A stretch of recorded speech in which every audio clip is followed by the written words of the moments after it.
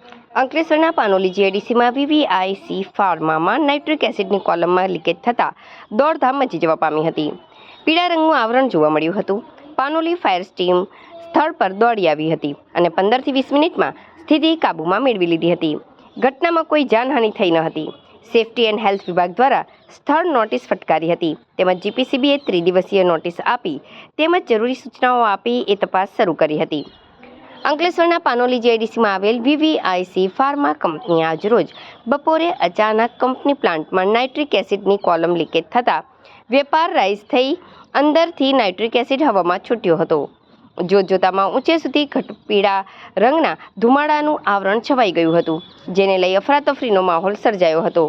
આ ઘટના અંગે કંપની દ્વારા પાનોલી ફાયર ટીમને જાણ કરતા કાફલો સ્થળ પર દોડી આવ્યો હતો અને ગણતરીના સમયમાં લીકેજ બંધ કરી સ્થિતિ કંટ્રોલમાં લઈ લીધી હતી. આ ઘટનાની જાણ જીપીસીબી તેમજ ડીસ ટીમને થતાં અધિકારીઓ સ્થળ પર દોડી આવ્યા હતા અને જીપીસીબીના પ્રાથમિક 3 દિવસીય નોટિસ ફટકારાઈ હતી અને જરૂરી સુધારા કરવા સૂચન સાથે તાકીદ કરી હતી. તો ડીસ ટીમના ફેક્ટરી ઇન્સ્પેક્ટર આશુતોષ મરૈયાએ સ્થળ પર તપાસ શરૂ કરી હતી. પ્રથમ સ્થળ નોટિસ આપી હતી તેમજ તેમની પ્રાથમિક તપાસમાં કંપનીના પ્લાન્ટમાં રાસાયણિક પ્રક્રિયા દરમિયાન નાઇટ્રિક એસિડની કોલમમાંથી લીકેજ થયું હોવાનું સામે આવ્યું હતું, જેને લઈ નાઇટ્રિક એસિડ છૂટો થયો હતો અને સ્થિતિ ત્વરિત કંટ્રોલમાં આવી જતા તંત્ર અને કંપની સંચાલકોએ રાહત અનુભવી હતી. ઘટનામાં કોઈ જાનહાનિ સર્જાઈ ન હતી.